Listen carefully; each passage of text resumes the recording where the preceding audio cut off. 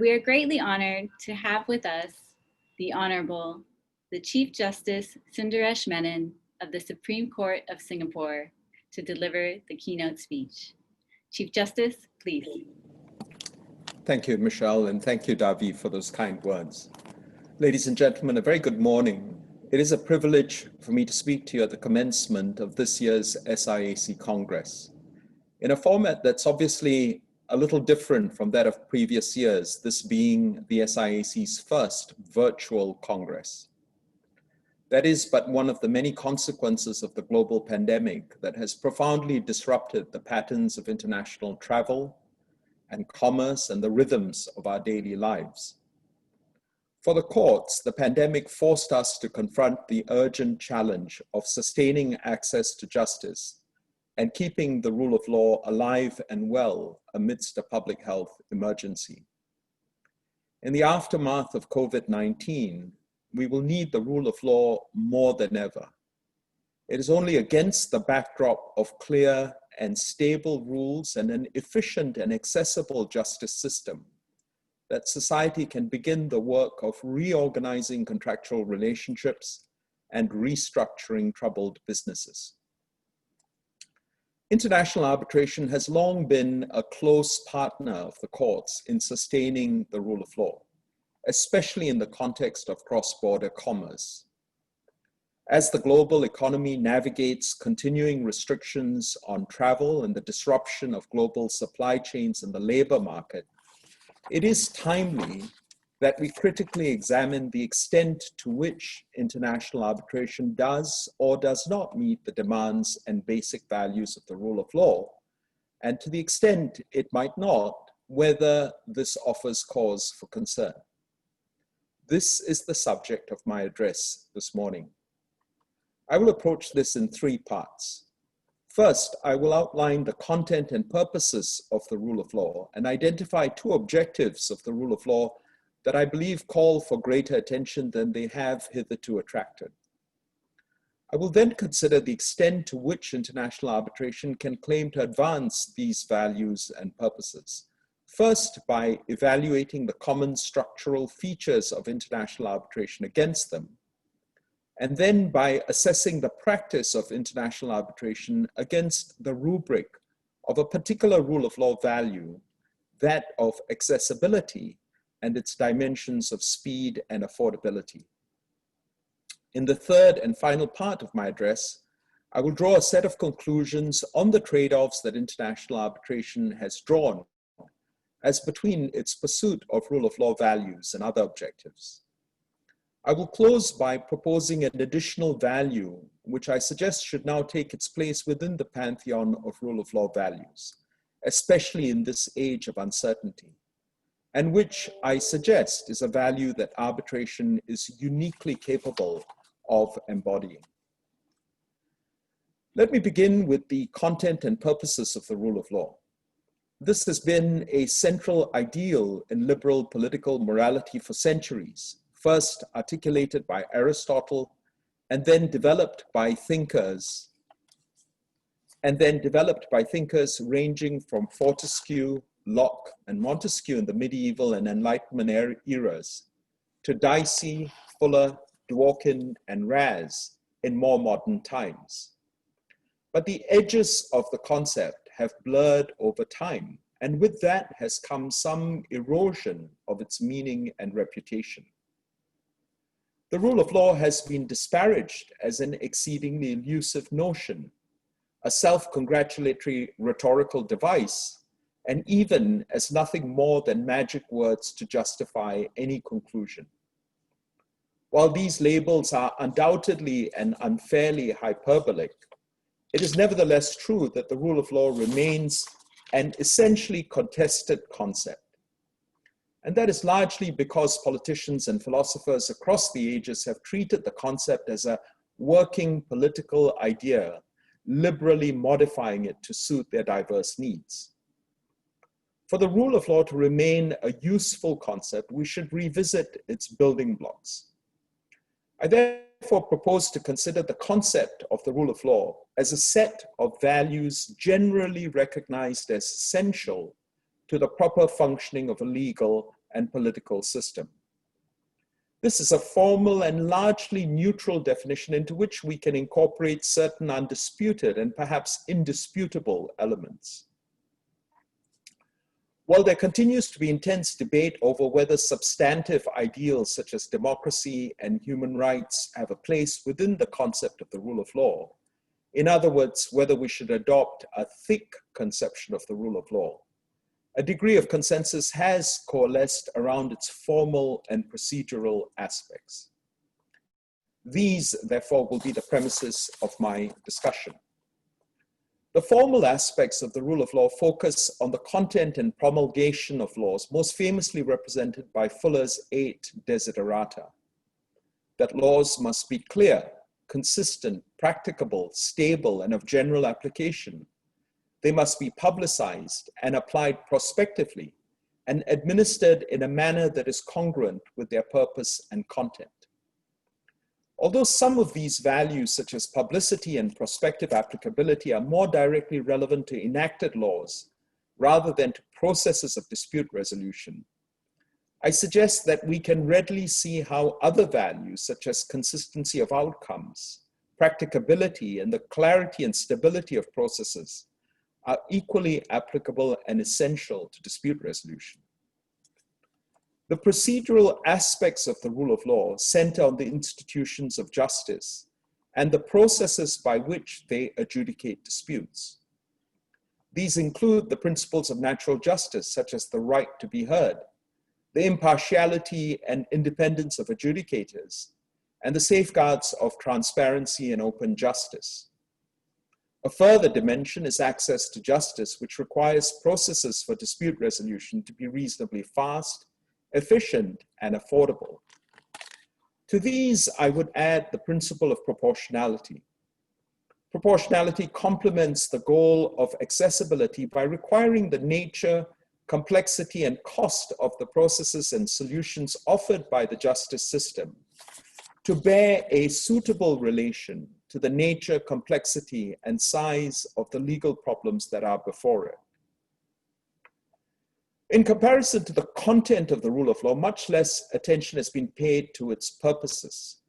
It has been said that the rule of law is analogous to the notion of the good, in the sense that everyone is for it, but has contrasting convictions about what it is, and also about what it is for.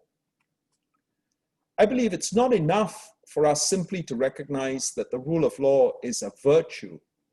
We should strive to understand why it is important, to enable us to make value judgments about when, if ever, it is sensible to pursue other competing objectives in preference to the rule of law. Two broad strands of thought have emerged on the purposes of the rule of law. The first is that the rule of law promotes liberty and dignity of individuals by demarcating clearly and prospectively the boundaries of what is permissible, thereby enabling individuals to plan their lives in advance. The second focuses on the control of state action and the need to curb the willful and arbitrary exercise of power. I suggest that what unites these two strands is the pursuit of legitimacy. And that is perhaps the overarching purpose or mission of the rule of law. In his 2019 Wreath lectures, Lord Sumption examined why we obey the institutions of the state, such as the justice system. The answer, he argued, lies not in the coercive power of the state, but rather in our respect for the legitimacy of its institutions. Legitimacy, in turn, depends on a general acceptance of the institution's decision-making processes, not necessarily of the decisions themselves, but of the method of making them, he said. In other words, our common acceptance of decision-making processes allows disagreements regarding particular decisions to be transcended. If we went further to examine the reason for our acceptance of institutional decision-making processes, I suggest that we would find that the answer lies in the rule of law. We trust and have confidence in these processes precisely because of their general adherence to the values and principles that constitute the rule of law. Put another way, the rule of law is the foundation of institutional legitimacy. Because it unites the goals of liberty, human dignity, and good governance, legitimacy might even be recognized as the ultimate rationale or mission of the rule of law. Serving the mission of legitimacy, at least in this context, is the endeavor to produce sound and accurate outcomes in disputes, meaning outcomes that are based on largely correct findings of fact and applications of the law. That is so because the legitimacy of laws in society depends in large part upon their being correctly and fairly administered. And to that end, the norms of procedural fairness required by the rule of law play a critical role. For instance, it is difficult to see how an adjudicator who is content to hear only one side of the argument, or who unduly favors one party for reasons unconnected to the dispute, will be capable of reaching a fair and principled decision. The goal of accuracy also directly implicates the legitimacy of the justice system, because its ability to deliver sound and accurate outcomes according to law is a basic expectation of the public. The aims of legitimacy and accuracy may also be seen in turn as reinforcing the rule of law in its most basic and literal sense, that is, the rule of the law over people and government. By promoting both compliance with the law and the consistency of adjudicated outcomes with law, the values that constitute the rule of law facilitate the law's governance over society, and by that means promotes the effectiveness of law itself as an instrument for achieving social objectives. In that light, I turn to evaluate international arbitration against the values and purposes of the rule of law. We must begin by recognizing that international arbitration has made a serious and concerted effort to safeguard certain fundamental rule of law values, in particular, the requirements of due process. Nowhere is this more evident than in Article 18 of the Model Law, for instance, sometimes termed the Magna Carta of arbitration, which requires parties to be treated with equality and for each party to be given a full opportunity of presenting its case. But that only represents a starting point in our examination of arbitration's congruence with the values and purposes of the rule of law.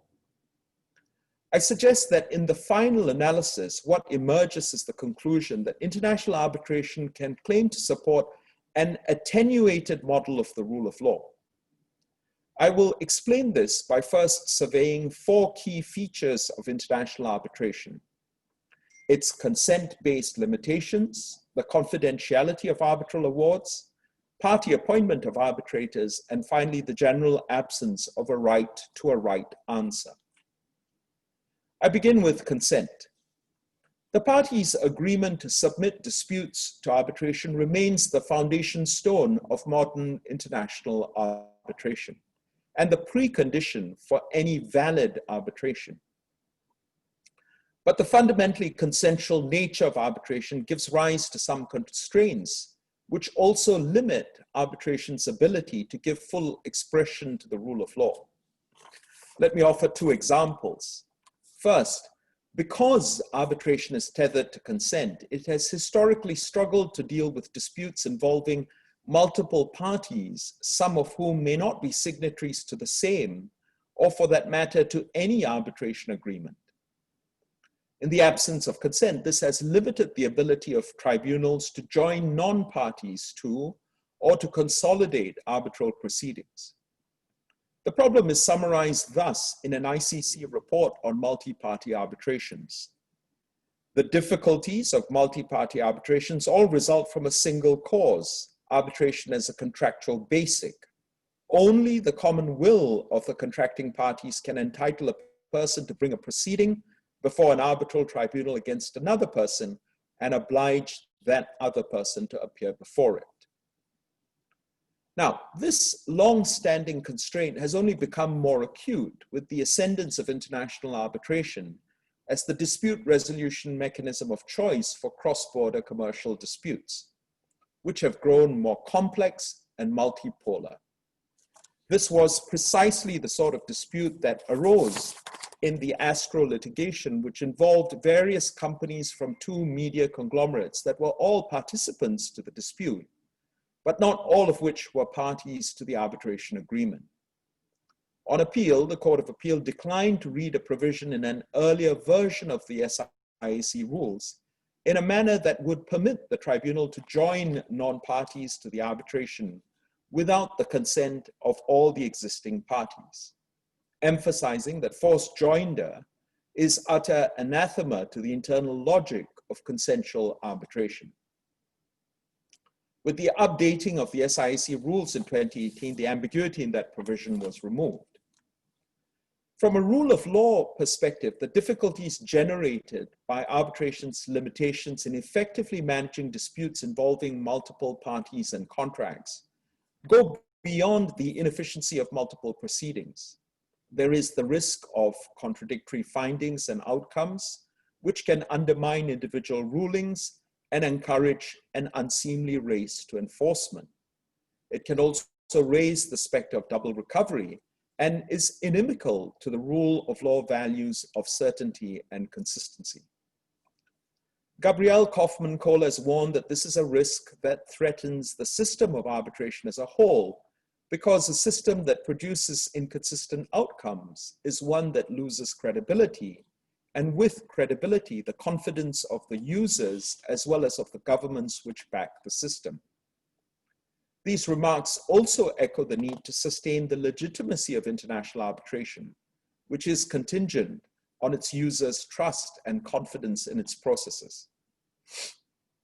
A second example is the doctrine of non-arbitrability, which applies to categories of disputes thought to be incapable of settlement by arbitration. These are disputes that so pervasively involve public rights and concerns or interests of third parties that their resolution by private means is considered inappropriate. That is not an indictment of the ability of arbitrators to deal with such issues, but simply a reflection of the limits of arbitration as a process rooted in contract. Decisions on matters such as bankruptcy, intellectual property, and competition often involve a swathe of broader public or private interests, which may not be adequately represented by the arbitrants, while having implications that go beyond them.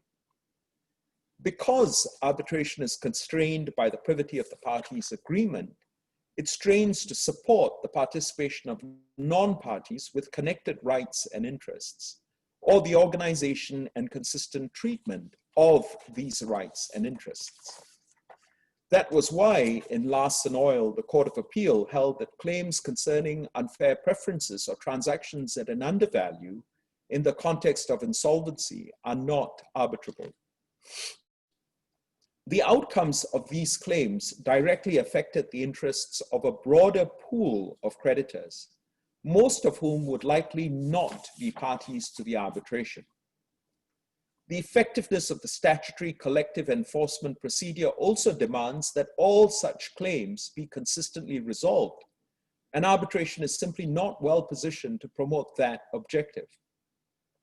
Implicit in the doctrine of non-arbitrability is the recognition that arbitration cannot deal satisfactorily with disputes engaging rights and interests beyond those of the arbitrants.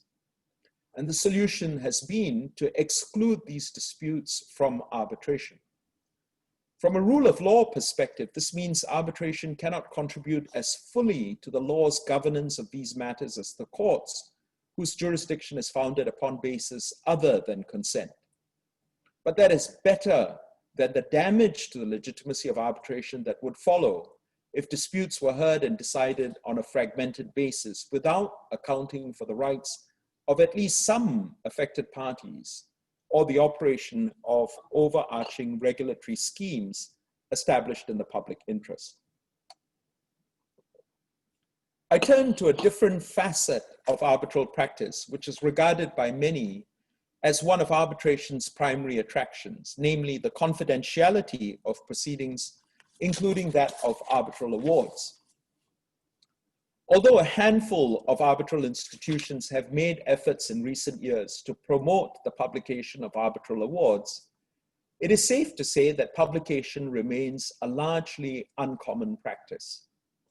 The vast majority of awards are kept confidential, either because of the parties' explicit agreement or an implied obligation of confidentiality, which several jurisdictions have favored.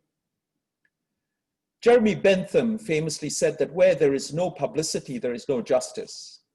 Publicity, he said, is the very soul of justice. It is the keenest spur to exertion and the surest of all guards against improbity. In other words, the principle of transparency, also known as the principle of open justice, is not only an important rule of law value in itself, but also a key enabler of other values. I suggest that arbitration's preference for a high degree of confidentiality affects its ability to sustain at least three other values of the rule of law and also one of its purposes. The first of these values is impartiality and probity, or at least their manifest appearance, because transparency incentivizes accountability and, in turn, neutrality and independence in decision-making. Confidentiality limits open scrutiny and the foundational principle that justice should not only be done, but manifestly and undoubtedly be seen to be done.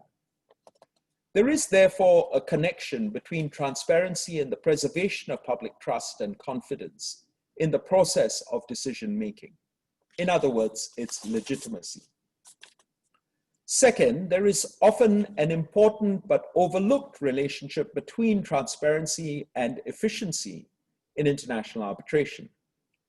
In a recent lecture, Professor Doug Jones observed that the publication of awards could offer essential information to parties and arbitrators alike and help them make better decisions. For instance, procedural innovations and best practices could be shared through published awards, helping future tribunals manage proceedings more efficiently. Parties could also review past awards to assess their own prospects of success, devise more effective strategies, and gain insights into the case management skills of potential appointees. The third rule of law value that confidentiality might undermine is that of certainty and predictability in the law. I refer to the ongoing debate on whether the diversion of important commercial cases to arbitration will stunt the growth of commercial law and transform it into an ossuary. Each side of the debate has attracted its share of supporters and detractors, but all of the key advocates acknowledge that the flow of commercial cases to the highest courts in the UK has slowed significantly, and this has limited the court's ability to explain and develop the law. Lord Thomas has argued, and others such as Lord Neuberger and Sir Bernard Riggs have agreed, that as a result of the courts having fewer opportunities to shape and expand the common law, the degree of certainty in the law that comes through the provision of authoritative decisions of the court has diminished. This has compromised the ability of individuals to understand their rights and obligations under the law, and hence, quote, properly plan their affairs accordingly, unquote. Lord Thomas's reference to the ability of the law to guide behavior and serve as the foundation for planning is unmistakably the language of the rule of law. As Bentham himself argued, the law provides security for expectations, and it is upon expectations that plans for the future can be made. In contrast, transparency fostered by the publication of awards would likely impose a desirable discipline on arbitrators in terms of the quality of the drafting and reasoning of arbitral awards, and to that extent, it may advance the pursuit of accurate outcomes, which I've argued is one of the purposes of the rule of law. The sharpening of analysis and expression in arbitral awards may also foster greater acceptance of arbitral decisions by the parties, and in their sense that their best arguments have been heard, understood, and addressed, thus affording them a greater sense of closure. For these reasons, I suggest that the custom of confidentiality limits the extent to which arbitration conforms to the traditional values of the rule of law and might even impede its pursuit of legitimacy and accuracy. Public trust and confidence, like in any relationship, is fundamentally premised on openness and candor. And the practice of broad confidentiality is in some ways the antithesis of that. I turn to the third aspect, which is the party appointment of arbitrators. This has been said to be an integral part of the arbitration process for more years than most people can remember.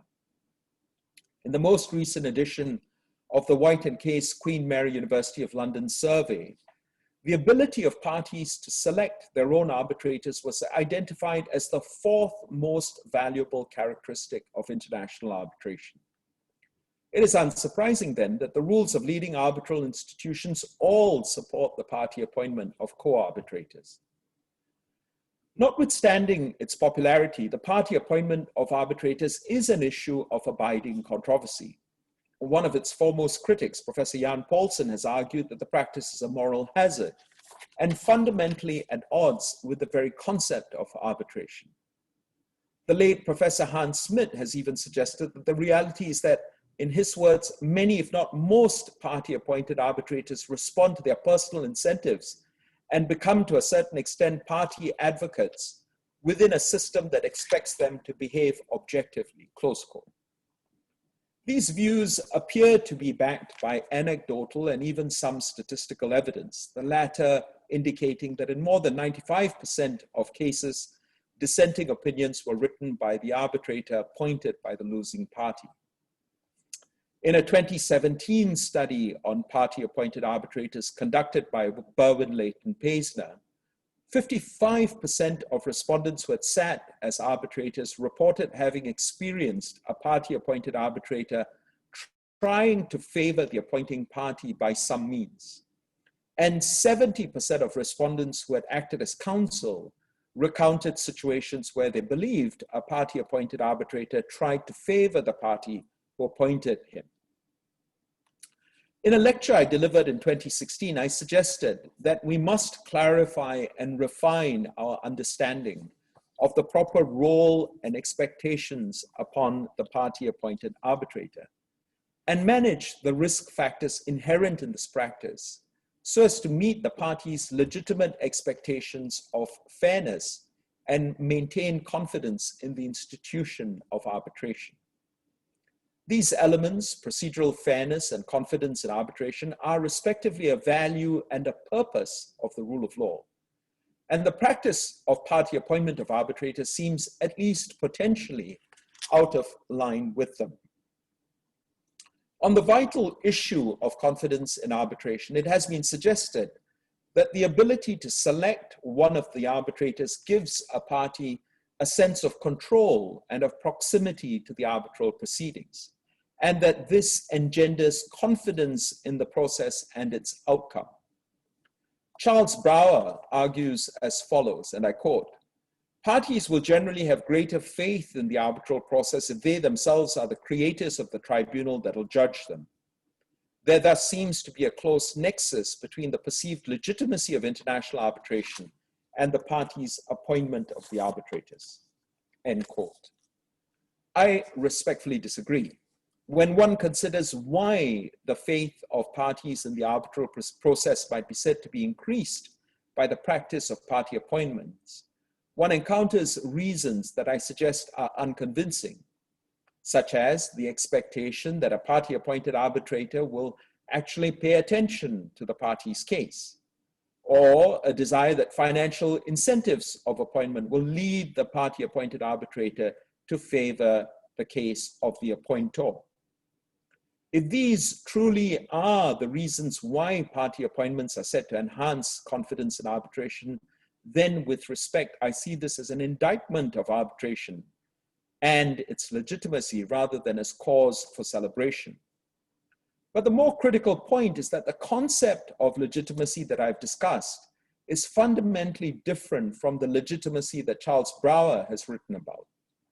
The notion of legitimacy that lies at the heart of my discussion is public confidence in the processes of decision-making that springs from the fairness of those processes in general due to their adherence to the rule of law values. That is entirely different from confidence that stems from the ability of the parties to control those processes in particular instances. I turn finally to the absence of a right to a right answer, meaning a decision that is generally correct on the facts and on the law. Sir Michael Carr summed this up pithily when he noted that when parties agree to arbitration, they buy the right to get the wrong answer. This is a deeply entrenched premise in international arbitration today, and is chiefly reflected in the general absence of a right of appeal and the limited grounds for setting aside arbitral awards. Apart from a few exceptions, the balance internationally has come down overwhelmingly in favor of finality and against judicial review, except in very, very limited circumstances. This seems to be consonant with the general objectives of parties who agree to arbitration. This does not, of course, take away from the fact that the parties do, in fact, desire a correct outcome. According to a study by Richard Nymark and Stephanie Keir, respondents rated a fair and just result above other goals, including cost, finality, speed, and privacy. What parties want is not to be outside the law, but simply for the dispute to be resolved swiftly and in a manner that is free of the potential inefficiencies and idiosyncrasies of national courts. Professor William Park has therefore cautioned that arbitration's pursuit of speed, efficiency, and finality must be tempered by a respect for the parties' interest in correct decisions. The parties have no less interest in correct decisions than in efficient proceedings. As he puts it, in the long run, little satisfaction will come from awards that are quick and cheap at the price of being systemically wrong, unquote. In short, there is an abiding tension between the parties' desire for right answers on the one hand and arbitration's drive for finality, including its general exclusion of curial review on the other. I suggest that when parties agree to binding arbitration, their primary objective is for their dispute to be decided in accordance with the law. In other words, they desire the rule of the law over their dispute. And to this end, finality is undoubtedly an important goal, but perhaps not ultimately the defining one. If it were otherwise, the parties could choose to abide, for instance, by the result of a coin toss, which would be infinitely quicker, cheaper, and no less decisive. But that outcome would be determined not by law, but by chance, and worthy at most of the parties' reluctant acquiescence rather than of their respect. Let me pause here to emphasize a critical point. My purpose today is not to criticize the institution of arbitration or to brand it a failure or to say that it compares unfavorably with litigation, but rather to recognize that there are differences and to emphasize that there are some ways in which arbitration deviates from the typical expectations of the rule of law. I make no value judgments on what is right or desirable in each of these instances. I also acknowledge, especially importantly in this context, that most, if not all, of these features are present by design, not by accident. Indeed, they have been intended features of arbitration since antiquity, when merchants and tradespeople desired a quick, efficient, and practical means of dispute resolution, and learned men versed in the law created consensual processes of private and binding dispute resolution to meet that need.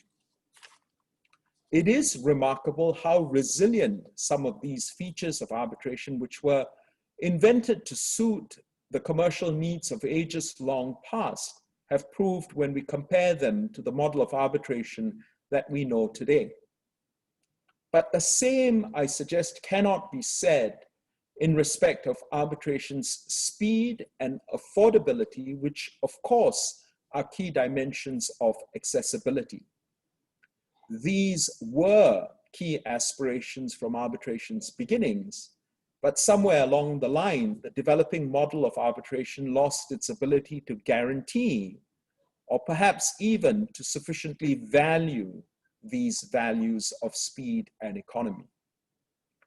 Let me begin with affordability. The often eye-wateringly high cost of international arbitration is now a familiar and long-standing complaint of its users. In the 2018 Queen Mary survey, cost was ranked by 2/3 of respondents as the worst characteristic of international arbitration. This has, in fact, been an unbroken trend since the 2006 edition of the survey. Of these costs, party costs, including lawyers' fees and expenses related to witness and expert evidence, make up on average 83% of overall costs. It is evident that the larger the costs incurred relative to the amount in dispute, the harder it will be to justify the decision to pursue arbitration, and the less proportionate the manner in which the proceedings would likely have been conducted. In the same survey, lack of speed was identified as the fourth worst characteristic of international arbitration. The delays experienced were partly attributed to dilatory tactics employed by counsel that went unsanctioned, either because arbitrators were reluctant to do so or because they did not possess the appropriate tools. But the reasons for delay extended also to the conduct of arbitrators themselves. 80% of respondents believed that arbitration rules should prescribe consequences for delay generated by arbitrators, and 79% that deadlines for issuing awards should be mandated. On the whole, there was a clear consensus that arbitrators should keep in mind that their compliance with these deadlines is a legitimate expectation of the parties. I suggest it is no answer to these complaints to say that users of international arbitration have deep enough pockets or that the disputed sums are large enough so that it should not matter that the costs are high or the waiting times long.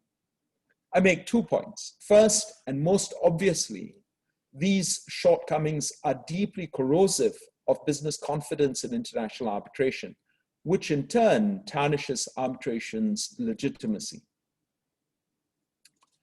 Chief Justice James Alsop of the Federal Court of Australia recently warned that if arbitration cannot live up to its promise as an efficient and cost-effective means of dispute resolution, then it simply will not find favor with commercial parties. Perhaps a harbinger of arbitration's diminishing favor can be found in the 2018 Queen Mary survey itself, in that users now appear increasingly willing to explore dispute resolution options beyond arbitration. 49% of respondents reported that their preferred approach to dispute resolution was not international arbitration alone, but rather a combination of international arbitration and ADR, which in this context, I suggest, likely encompasses mediation. This preference was far more pronounced in the in-house counsel subgroup, 60% of whom favored combining international arbitration and ADR, and with only half of that voting for arbitration as a standalone option. That is a noticeable difference from the findings of the 2015 survey, in which only 34% preferred a combination of the two. The authors of the 2018 survey conclude that users are increasingly resorting to various forms of ADR in the hope that a swifter and more cost-efficient resolution can be found to disputes before having them resolved by arbitration.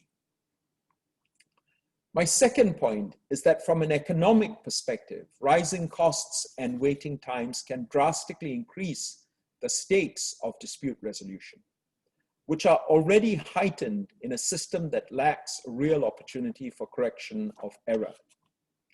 These added investments of money and time will represent nothing more than wasted expenditure if they fail to enhance the prospect of a more just and accurate outcome. Part of this expenditure will, of course, never be recouped, even by the winner, and therefore simply represents a net loss for the parties. In sum, increased costs and waiting times can pose a powerful deterrence to bona fide attempts to vindicate rights. If this results in legitimate grievances going uncorrected, then the rule of law will inevitably be worse off. Let me now gather these strands of analysis together and draw some conclusions about the place of international arbitration within the rule of law landscape, as well as the choices that arbitration has made as between the rule of law and other objectives.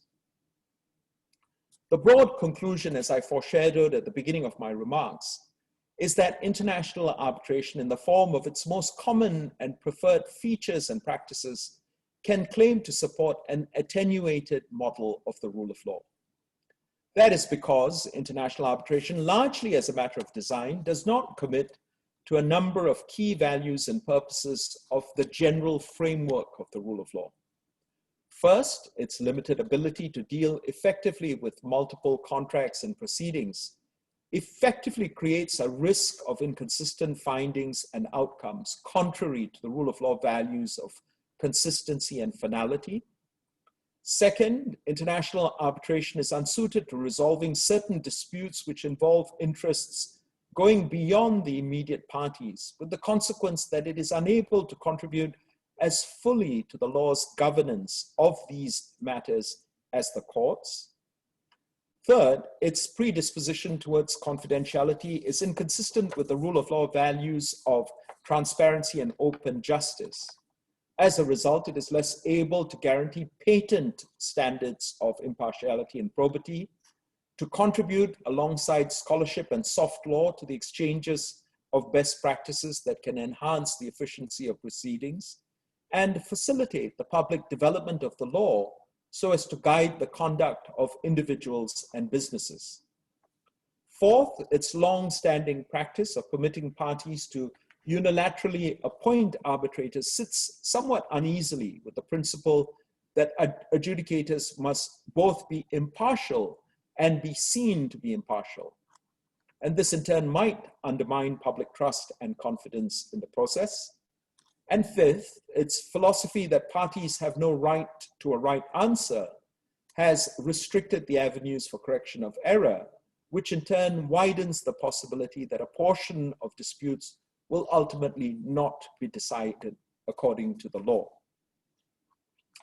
What then is the consequence of international arbitration's incomplete adherence to the rule of law, and can this be justified?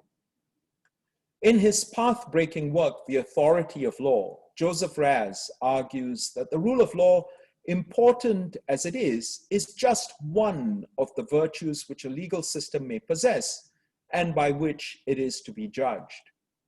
In other words, the rule of law is not the rule of the good law. Raz explains that the law must always be balanced against competing claims posed by other values, whether these be human rights, democracy, justice, equality, or others. This means that it can be reasonable and legitimate to accept a lesser degree of conformity to the rule of law, where this assists in the realization of other goals that are judged to be more important. But as Professor Colleen Murphy has pointed out, this should not diminish the need for us to recognize that even in these circumstances, something valuable has thereby been lost, even though on balance, its loss may be justified. Applied to our discussion, the fact that international arbitration only supports an attenuated model of the rule of law is therefore not necessarily to be disparaged. To the extent the arbitral community has made a conscious choice to forego some rule of law values in order to realize some other goals, that choice can clearly be regarded as reasonable and legitimate. For example, arbitration's decision to pursue confidentiality at the expense of transparency has allowed users to preserve the secrecy of sensitive commercial information and even to conceal their involvement in disputes for valuable reputational reasons. The practice of party appointment of arbitrators has, as I have noted, been said to give parties a sense of control over and proximity to the proceedings, notwithstanding the risks to the actual or apparent objectivity of the arbitrators so appointed. And by restricting appeals and the grounds upon which awards may be set aside, arbitration may avoid one type of cost in terms of reduced speed and finality, albeit at another cost in terms of losing some of the safeguards that increase the likelihood that disputes are decided according to the law.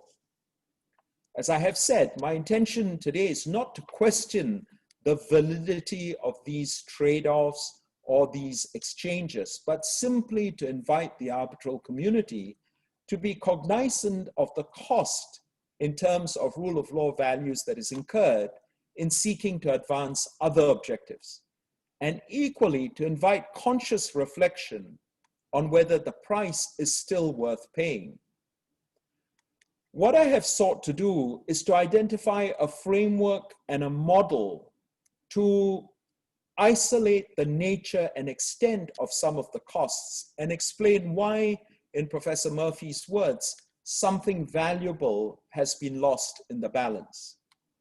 In the final analysis, the arbitral community must be its own judge of whether the gains are worth that sacrifice.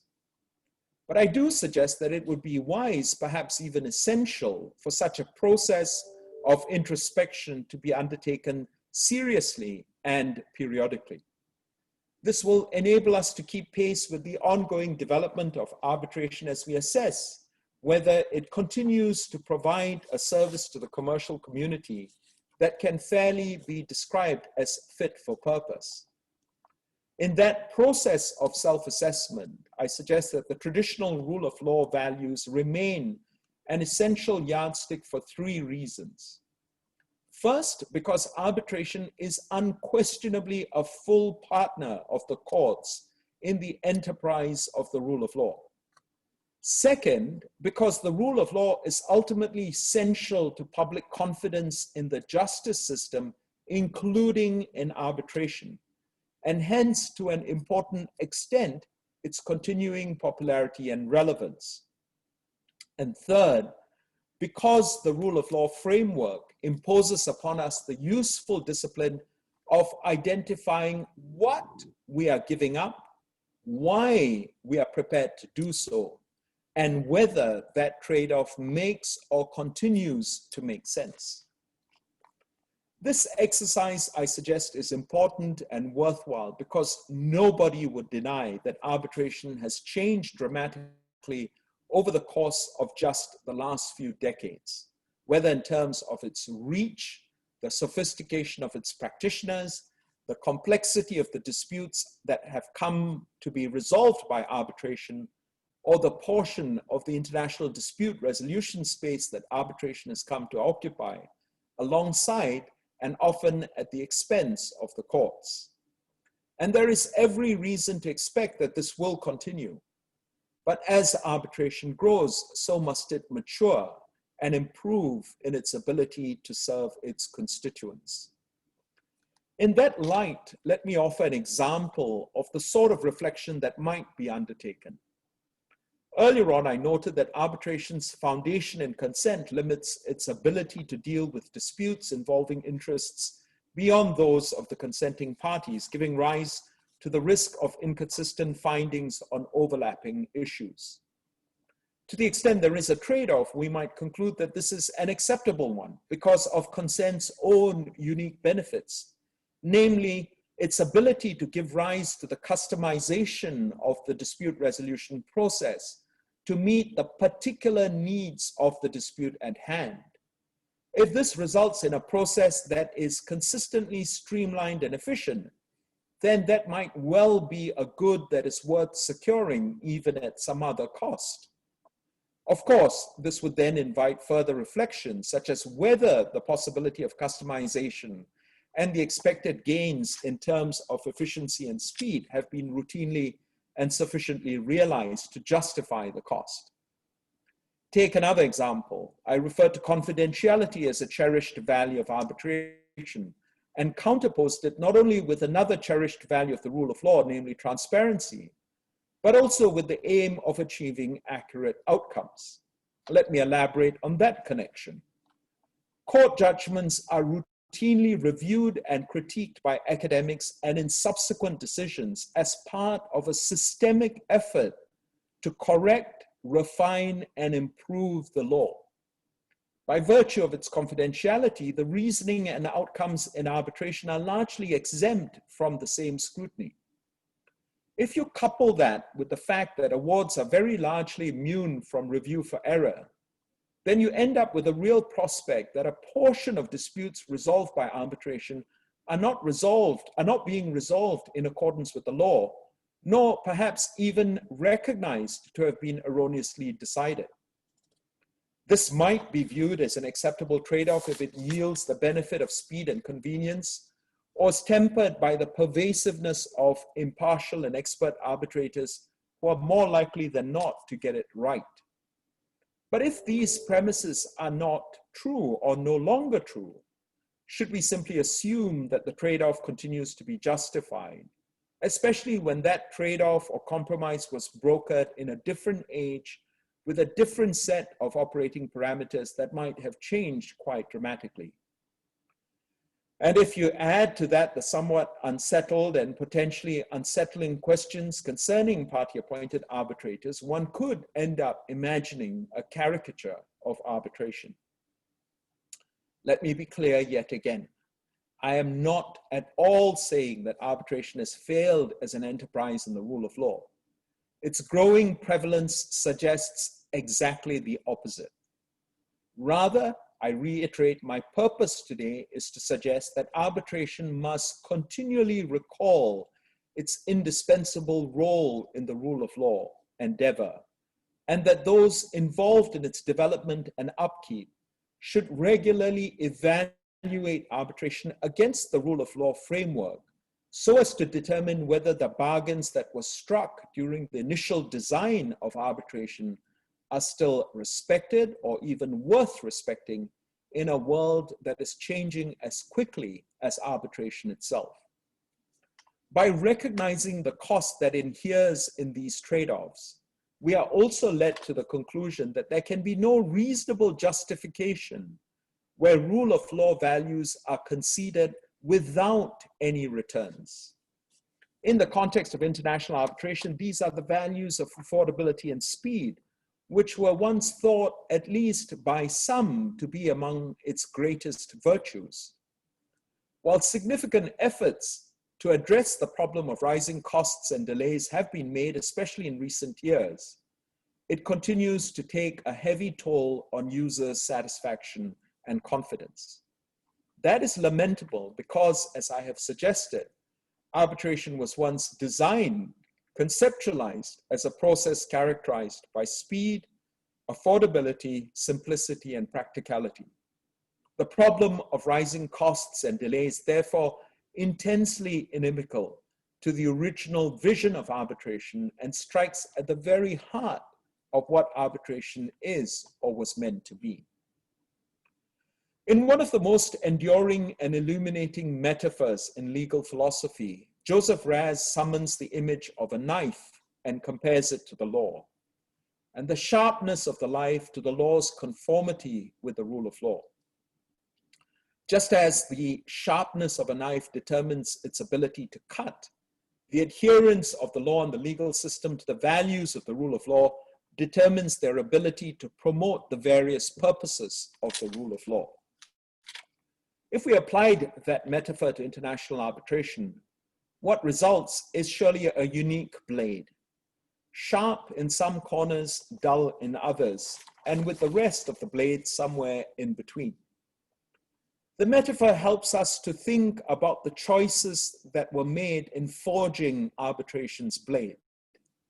As Professor Paulson has put it, arbitration is a valuable institution in many, but not all places, for many, but not all purposes. If this blade was meant to be wielded only by particular users for particular types of disputes, then its inadequacies from a rule of law perspective can be given the credit of design. But where its edges have been blunted through neglect, complacency, or misuse, then arbitration becomes a poorer and less effective blade on the whole for no good reason. And if left to wear down, may in time prove unfit for purpose. Let me bring my discussion to a close. In his book, The Idea of Arbitration, Jan Paulson describes arbitration as the quintessence of bespoke justice and as freedom reconciled with law. If that is advanced as a description of arbitration rather than a prescriptive statement of intent, then I question whether international arbitration has really lived up to that noble portrait. Speaking at the 2018 ICA Congress, Chief Justice Alsup observed that arbitration has come to develop the same process-driven costs that accompany poorly managed litigation, which he described as a cancer in the body of both.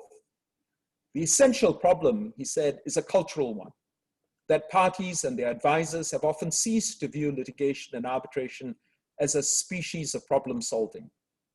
And the result, he said, is that costs are incurred merely because they're seen to be usually required or have become common practice. They are the result of unoriginality, a lack of lateral thinking, and the habit of thought that proceedings exist to create such processes or costs for their own sake rather than for resolving the dispute. Chief Justice Alsup termed this the problem of industrialization, which he regarded as the greatest challenge to the continued popularity and indeed the legitimacy of international commercial arbitration. Chief Justice Alsup's remarks echo the cautionary words spoken almost a decade earlier by the moderator of our panel discussion today, Mr. Toby Landau, QC, at the 2009 Clayton Utz International Arbitration Lecture, also delivered in Sydney.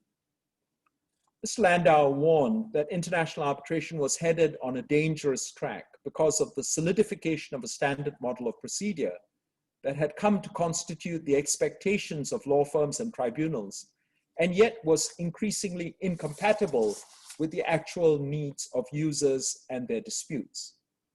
That model, Mr. Landau argued, combined the worst flaws of the civil and common law processes, resulted in long and unfocused written memorials, protracted and repetitive oral hearings, the thoughtless deployment of pro forma procedural orders, and document production on an unnecessarily large scale. All of this was so far removed from what users of arbitration actually wanted that he thought it would prove to be arbitration's downfall unless something was done. Given the clear resonance between these remarks of Chief Justice Alsup and Mr. Landau, which were delivered almost a decade apart, there is reason to think that we have failed to move sufficiently in the intervening years to address what appears to be a real threat to the legitimacy of international arbitration. The disparity between the description of international arbitration as industrialized and the vision of arbitration as the quintessence of bespoke justice is startling. Yet surely this vision of arbitration remains within our grasp. Surely arbitration continues to hold the potential, perhaps more so than any other mode of dispute resolution, to offer bespoke justice through the customization of pathways for the resolution of disputes. Although the consensual nature of arbitration presents it with constraints, it also equips arbitration with a defining advantage, and that is its unparalleled ability to adapt its procedures to meet the specific needs of disputes and disputants, to navigate the evolving conditions of international commerce, and to integrate the best features of various methods of dispute resolution. This, I propose, is the virtue of agility. To borrow an expression again from Joseph Raz, agility is the specific of arbitration. And I suggest it's important enough to be recognized as a rule of law value in its own right, and is simply indispensable in this age we inhabit, which is characterized by pervasive change and the profound uncertainty that accompanies it. The virtue of agility is the sharpest point of arbitration's blade, and arbitration's custodians would do well to preserve it and put it to good use. For decades, international arbitration has been favored with extraordinary support and goodwill from the global community.